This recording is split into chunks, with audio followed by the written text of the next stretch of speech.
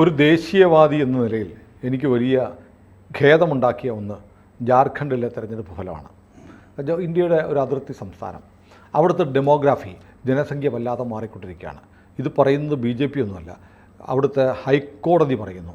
അവിടുത്തെ ജനസംഖ്യ മാറുന്നു. അവിടുത്തെ അതിർത്തി പ്രദേശങ്ങളിൽ ആദിവാസി വിഭാഗത്തിൽപ്പെട്ട, ഗോത്ര വിഭാഗത്തിൽപ്പെട്ട സന്താൾ വിഭാഗക്കാർ താമസിക്കുന്നുണ്ട്. ബംഗ്ലാദേശിൽ നിന്ന് വലിയ തോതിൽ ആളുകൾ കടന്നിങ്ങോട്ട് അതിർത്തി കടന്ന് വന്നിട്ട് ഇവിടുത്തെ പെൺകുട്ടികളെ വിവാഹം കഴിച്ച് അവരുടെ സ്വത്തുക്കളൊക്കെ അവരുടെ പേരിലാക്കി ഇന്ത്യക്കാരെന്ന വിധത്തിൽ താമസിക്കുകയാണ്. ഞാൻ BJP തെരഞ്ഞെടുപ്പ് കാലത്തിറക്കിയ ഒരു വീഡിയോ കണ്ടിരുന്നു. അത് എൻ്റെ മക്കളുണ്ടെങ്കിൽ ഇതിലൂടെ കാണിക്കാൻ തോന്നുന്നു. ആ വീഡിയോ എന്ന് പറഞ്ഞാൽ, ഒരു വീട്ടിൽ ജഗന്നാഥനും വീട്ടുകാരിയും കൂടി ഇരിക്കുമ്പോൾ കോളിംഗ് ബെല്ലടിക്കുന്നു. കോളിംഗ് ബെല്ല് അടിച്ച് അവർ തുറക്കുമ്പോൾ ഒരു സംഘം ആളുകൾ, തട്ടമൊക്കെ ഇട്ട ആളുകൾ, തൊപ്പി വെച്ച ആളുകൾ, മുസ്ലിം ആളുകളാണ്. ഇവർ ഓടിപ്പരയ്ക്കകത്ത് കയറുക. കുട്ടികളുണ്ട്, വൃദ്ധരായവരുണ്ട്. അവർ ഓടിക്കയറി അവിടെ ഇരിക്കുന്നു. ഈ പരയ്ക്കാൻ വീട് മുഴുവൻ കയ്യേറുന്നു. ചിലർ കുളിക്കുന്നു, ചിലർ കളിക്കുന്നു. ഇതെന്താണെന്ന് ചോദിക്കുമ്പോൾ അവർ പറയുന്നു, ഇത് ഞങ്ങളുടെ വീടാണ് ഇനി എന്ത് പറയുന്നൊരവസ്ഥ വല്ലാതെ ഞെട്ടിക്കുന്നു. അതായത് ബംഗ്ലാദേശിൽ നിന്ന് കടന്നു വന്ന ഇന്ത്യക്കാരല്ലാത്തവർ എങ്ങനെ ഒരു നാട്ടിലേക്ക് കടന്നു കയറി അവിടെ ആധിപത്യം, അധീശത്വം സ്ഥാപിക്കുന്നു എന്നാണ് വീഡിയോ പറഞ്ഞത്. ആ വീഡിയോ ഇലക്ഷൻ കമ്മീഷൻ നിരോധിക്കാൻ പറ്റോ ചെയ്തു. ഉഗ്രൻ വീഡിയോ ആയിരുന്നു. എന്തൊരു സ്പീഡായിരുന്നു ആ വീഡിയോ, പ്രൊഫഷണലി ആക്ഷൻ. അതെ. ആ വീഡിയോ ഇതിൻ്റെ കൂടെ ഒന്ന് കാണിക്കാം.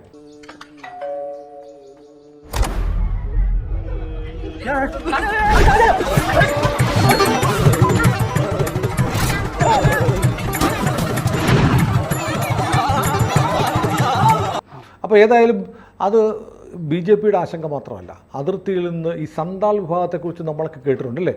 വലിയ പരമ്പരാഗതമായി വലിയ ഇതിഹാസങ്ങളൊക്കെ. അതെ, ആ ഗോത്ര വിഭാഗത്തെ മാത്രം മൊത്തത്തിൽ ഹിന്ദു വിഭാഗമാണ് അവരെ തുടച്ചു മാറ്റി ഇസ്ലാമാക്കി അവിടുത്തെ ഭൂമി മുഴുവൻ ബംഗ്ലാദേശികളാണ്. 5-6 ജില്ലകൾ അവരുടെ ആധിപത്യമായി. അത് വലിയ പ്രശ്നമായി നിൽക്കുമ്പോഴാണ് അവിടെ BJP പറഞ്ഞ് ഈ നുഴഞ്ഞുകയറ്റക്കാരെ ഒഴിവാക്കണം, അതിനുവേണ്ടി അധികാരത്തിൽ വരണമെന്നായിരുന്നു BJP ആഗ്രഹിച്ചത്. പക്ഷേ നടന്നില്ലെങ്കിലും BJP അവിടെ നിലം മെച്ചപ്പെടുത്തുന്നുണ്ട്. എങ്ങനെയാണെന്ന് വെച്ച് കഴിഞ്ഞാൽ, അവിടുത്തെ ഈ പെർസെൻറ്റേജ് ഓഫ് വോട്ടിൻ്റെ അടിസ്ഥാനത്തിൽ സിംഗിൾ ലാർജസ്റ്റ് പാർട്ടി BJP ആയിരിക്കും ഇത്തവണ. 30% വോട്ട് കിട്ടും. JMM ആണല്ലോ അവിടുത്തെ പ്രധാന പാർട്ടിയും കൂടുതൽ സീറ്റും കിട്ടുന്നത്. എനിക്ക് തോന്നുന്നത് ആദ്യത്തെ പ്രൊജക്ഷനിലൊക്കെ, ഫൈനലായിട്ടില്ലല്ലോ, JMMന് കിട്ടുന്നത് 19% വോട്ടും BJPക്ക് കിട്ടുന്നത് 30% വോട്ടും ആയിരിക്കും എന്നാണ് ഒരു കുറച്ച് കഴിഞ്ഞപ്പോൾ ആദ്യ പ്രൊജക്ഷനിലൊക്കെ ഞാൻ കണ്ടത്. അപ്പോൾ BJPയും അവിടെ വളരെയാണ് പ്രയാസമുള്ള സ്ഥലമാണ്. കാരണം എന്താണെന്ന് വെച്ചാൽ എത്രയോ വർഷമായിട്ട് JMMന്റെ കയ്യിൽ ഇങ്ങനെ വന്ന ബംഗ്ലാദേശികളെ മുഴുവൻ ഇവർ വോട്ടർമാരാക്കിക്കൊണ്ടിരിക്കുകയാണ്. പശ്ചിമ ബംഗാളിൽ നടക്കുന്നതിൻ്റെ ഒരു ചെറിയ പതിപ്പ്. പശ്ചിമ ബംഗാളിൽ പല സ്ഥലത്തും ഈ ഡെമോഗ്രഫി മാറിപ്പോയല്ലോ, മാറിയതല്ല. അങ്ങനെയല്ലേ ആ സന്ദേശ് ഗാലി ഭാഗമൊക്കെ നിൽക്കുന്നത് ഇപ്പോൾ. അപ്പോൾ അങ്ങനെ ഇപ്പോൾ സംഭവിച്ചിരിക്കുന്നത് ഏതാണ്ട് 2019 നടന്ന തെരഞ്ഞെടുപ്പിന് സമാനമായിട്ട് ഉള്ള തെരഞ്ഞെടുപ്പാണ് വന്നിരിക്കുന്നത്. എക്സിറ്റ് പോളുകൾ മുഴുവൻ തവിട് പൊടിയായിപ്പോയി. എക്സിറ്റ് പോളുകളിൽ NDA ജയിക്കും എന്ന് പറയുന്നത് 2 എക്സിറ്റ് പോളിലേ പറഞ്ഞുള്ളൂ. അതെ, ഭൂരിപക്ഷം ഇവിടെ തന്നെയാണ് സാധാരണഗതിയിൽ JMMന് ക്ഷീണമെന്നും. അപ്പോൾ അന്ന് സംഭവിച്ചത് എന്താണെന്ന് വെച്ച് കഴിഞ്ഞാൽ, JMM 41, കോൺഗ്രസ് 30. ആകെ അവിടെ ഉള്ളത് 81 സീറ്റാണ്. ഇത്തവണ BJP JMM കോൺഗ്രസുമാണ് 41ഉം 30ഉം. അത് മുമ്പ്. ഇപ്പം എന്താന്ന് വെച്ചാൽ JMM 50 സീറ്റിൻ്റെ അടുത്ത് ലീഡ് ചെയ്യുന്നുണ്ട്.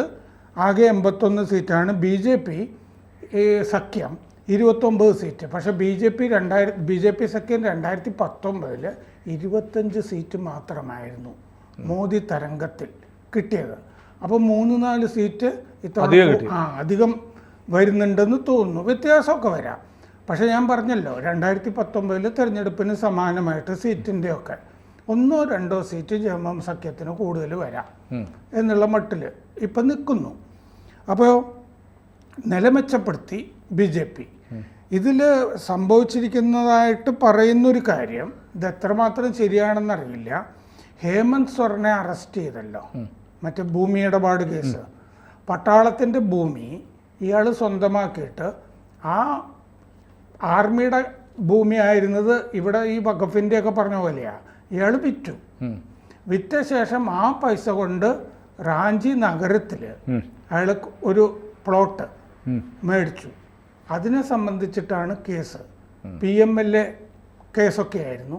ഇത് മറ്റേ ജയിലിൽ കിടന്നു, ജയിലിൽ കിടന്നു 4-5 മാസം.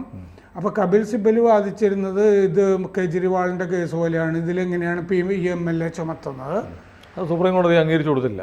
ഇതിൽ പ്ലോട്ട് പറമ്പിൻ്റെ കാര്യമല്ലേ, അതിലെന്ത് PMLA എന്നൊക്കെ ചോദിച്ചുകൊണ്ടിരുന്നു.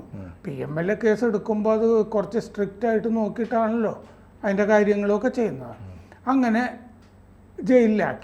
ജയിലിലാക്കിയ സമയത്ത് അന്ന് ഗതാഗത മന്ത്രിയായിരുന്ന ചമ്പായ് സൊറനെ പിടിച്ച് മുഖ്യമന്ത്രിയാക്കി. എന്ന് പറയുമ്പോൾ ഒരു പാവ മുഖ്യമന്ത്രിയായിട്ടാണല്ലോ ഉദ്ദേശിക്കുന്നത്. പറ്റിയത് എന്താണെന്ന് വെച്ച് കഴിഞ്ഞാൽ ജാമ്യം കിട്ടി.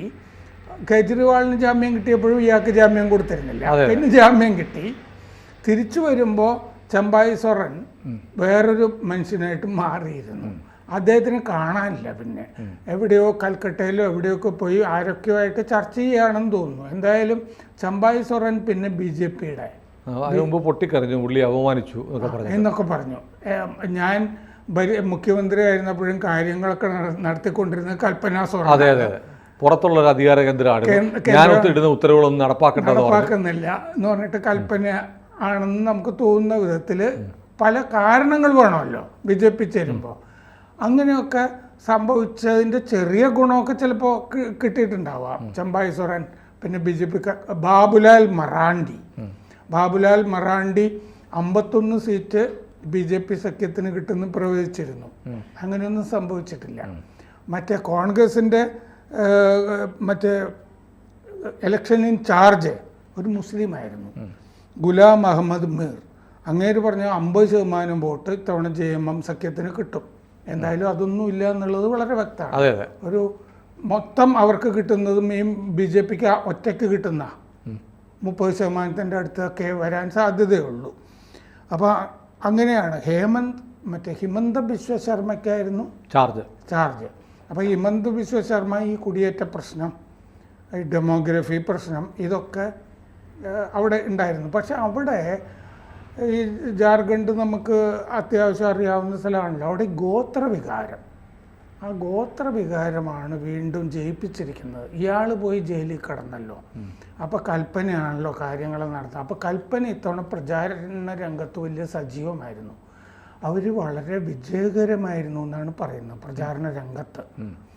ഒരു സീസൺഡ് പൊളിറ്റീഷ്യൻ്റെ എല്ലാ ഭാവങ്ങളും അവർക്കുണ്ട് ആദ്യമായിട്ട് വന്നിട്ടും.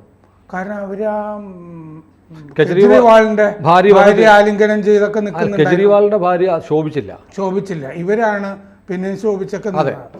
അപ്പൊ കൽപ്പനയാണ് ഇത്തവണ തെരഞ്ഞെടുപ്പ് നയിച്ചത്. അപ്പൊ അവരുടെ ഭർത്താവിനുണ്ടായ ദുരിതം, ഒരു ദുരന്ത കഥ, ഒരു ട്രാജിക് സ്റ്റേറ്റ് ഓഫ് അഫയേഴ്സ് എന്ന് പറയുന്ന പോലെ ഇദ്ദേഹത്തിന് ഒരു ദുരന്ത കഥാപാത്രമായിട്ട് നിങ്ങളുടെ കൂട്ടത്തിലുള്ള ഒരാളിലെ നമ്മുടെ ഗോത്രത്തിനെ ഇവരൊക്കെ ഈ വരേണ്യ വർഗം നശിപ്പിക്കാനായിട്ട് ശ്രമിക്കുകയാണ് എന്നൊക്കെ പറഞ്ഞ് ആ സാധനം അവിടെ ഭയങ്കരമായിട്ട് വർക്ക് ചെയ്തിട്ടുണ്ട്. അപ്പോൾ അറസ്റ്റ് ചെയ്തത് തന്നെ ഇല്ലാത്ത കേസൊക്കെ ഉണ്ടാക്കിയിട്ടാണ്, കള്ളക്കേസിലാണ് എന്നൊക്കെ ആദിവാസികൾക്ക് വല്ലതും അറിയാമോ? അതുങ്ങൾ വിശ്വസിക്കും. അവരെന്തു വായിക്കുന്നു. മാത്രമല്ല ഇവിടുത്തെ പത്രത്തിൻ്റെ അവസ്ഥ തന്നെ ഇങ്ങനെയാണ്. പിന്നെ അവിടുത്തെ വാർത്താവിനിമയ സംവിധാനങ്ങൾ അവരൊന്നും വായിക്കുന്ന പോലും ഉണ്ടാവില്ല. അപ്പോൾ ഈ ഗോത്ര വികാരമാണ് അവിടെ മുന്നിട്ട് നിന്നത്.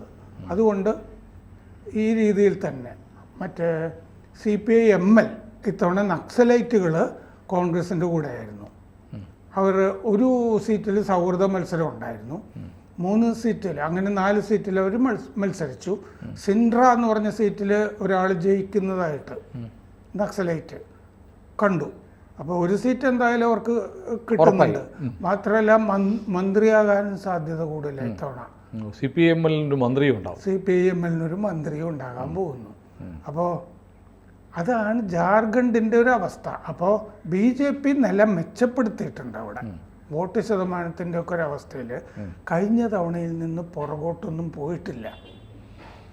ആ അവസ്ഥയിൽ തന്നെ അവിടുത്തെ രാഷ്ട്രീയം തുടരുകയാണ്. പക്ഷേ അനധികൃത കുടിയേറ്റക്കാരെ പുറത്താക്കാനായിട്ട് ഇപ്പോൾ CAA ഒക്കെ വന്ന നിലയ്ക്ക് കേന്ദ്രത്തിന് വേറെ പല കാര്യങ്ങളും ചെയ്യാൻ പറ്റും. അത് ചെയ്യാൻ പറ്റും.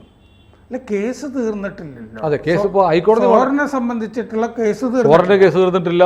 ഇവിടുത്തെ കുടിയേറ്റം സംബന്ധിച്ച, നുഴഞ്ഞുകയറ്റം സംബന്ധിച്ച ഹൈക്കോടതിയുടെ കേസ്, ഹൈക്കോടതി വളരെ കൃത്യമായി എന്തുകൊണ്ട് നിങ്ങൾ ഒഴിപ്പിക്കുന്നില്ല, ഹൈക്കോടതി പലതവണ പറഞ്ഞു ഈ സംസ്ഥാനത്തിൻ്റെ സ്വഭാവം മാറുകയാണ്. കോടതി സ്വയം പറയുകയാണ് ഇവിടെ കുടിയേറ്റക്കാരാണ്, അങ്ങനെ പറഞ്ഞു, ഇന്ത്യക്കാരല്ലാത്തവർ വന്ന് ഇവിടെ ഇരിക്കുകയാണ്, ഇവരെ എന്താ പുറത്താക്കാത്തത് കോടതി ചോദിച്ചുകൊണ്ടിരിക്കുക. പോലീസ് അത് അന്വേഷിക്കണം, അതെ, ഇത്ര സമയത്തിനൊക്കെ അന്വേഷിച്ച് റിപ്പോർട്ട് തരണം, കോടതിയെ പറഞ്ഞിട്ടുണ്ട്. അപ്പോൾ സോറൻ ഒരുപക്ഷെ ഷിബു സോറിന് തന്നെ, ഹേമന്ത് സോറിന് തന്നെ ഇവരെ പുറത്താക്കേണ്ടി വന്നേക്കാം. അങ്ങനെ വരാം. വേറൊരു രാഷ്ട്രീയം കളിക്കേണ്ടി വരും. കാരണം കോൺഗ്രസിന് വലിയ സീറ്റുകളൊന്നും അതിൻ്റെ അകത്ത് പറയാനില്ലല്ലോ. ഭരിക്കുന്നതൊക്കെ JMM തന്നെയാണല്ലോ. രാഷ്ട്രീയത്തിൽ അത്ഭുതങ്ങൾക്ക് വകയില്ല. JMM നാളെ NDA ചേർന്നുകൂടായികയില്ല. കേസ് ഇങ്ങനെ നന്നായിട്ട് മുറുകുകയാണെങ്കിൽ. രാവിലെ ഞാൻ നോക്കുമ്പോൾ കൽപ്പന പുറകിലായിരുന്നു, ലീഡൊന്നും ഉണ്ടായിരുന്നില്ല.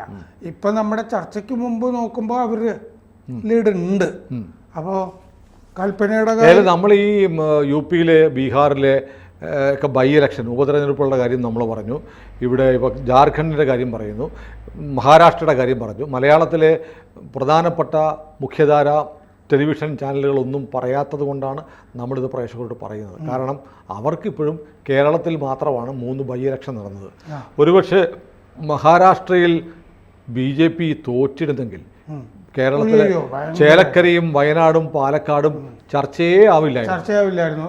മറ്റേത് എടുത്തിട്ട് കംപ്ലീറ്റ് ചർച്ച വന്നേ. അപ്പോൾ ഏതായാലും നമ്മുടെ ചാനലുകളുടെ ഒരു തനി നിറം വീണ്ടും പ്രേക്ഷകർ ഒരിക്കൽ കൂടി കണ്ടു. ശിവരാജ് സിംഗ് ചൗഹാൻ 4-5 ദിവസം മുമ്പ് ഈ സ്വർണ്ണെ പറ്റി പറഞ്ഞിട്ടുണ്ട്. ഇയാൾ സർക്കാർ സ്കീമുകളുടെ പേരിൽ അഴിമതി നടത്തിയിട്ടുണ്ട്. ഹേമന്ത് സോറൻ സോറൻ നടത്തിയിട്ടുണ്ട്. MGNREGA ആ പദ്ധതി, പിന്നെ ജൽ ജീവൻ, ഈ കേന്ദ്ര പദ്ധതിക്ക് ജൽ ജീവൻ മിഷൻ, ഈ കേന്ദ്ര പദ്ധതികളുടെ പേരിലും പിന്നെ വിഡോ സിസ്റ്റേഴ്സ് സ്കീമിന്റെ പേരിലൊക്കെ ഇയാൾ അഴിമതി നടത്തിയിട്ടുണ്ട് എന്ന് ശിവരാജ് സിംഗ് ചൗഹാൻ വെളിപ്പെടുത്തി. വന്നാൽ CBIക്ക് അറസ്റ്റ് ചെയ്യാം. അപ്പൊ അങ്ങനത്തെ കേസുകളും കൂടി ഇയാളുടെ പിന്നാലെ ഉണ്ട്. ഇയാൾ ഇതൊക്കെ ചെയ്യാൻ മിടുക്കനുമാണ്. പണ്ട് JMM കോഴക്കേസ് ഓർക്കുന്നില്ലേ, നരസിംഹറാവുവിന്റെ കാലത്ത് നരസിംഹറാവുവിന്റെ കൂടെ ചേരാൻ വേണ്ടിയിട്ട് JMM നേതാക്കൾക്ക് കോഴ കൊടുത്ത കേസ്, അതുകൊണ്ട് ബാങ്കിലിട്ടു.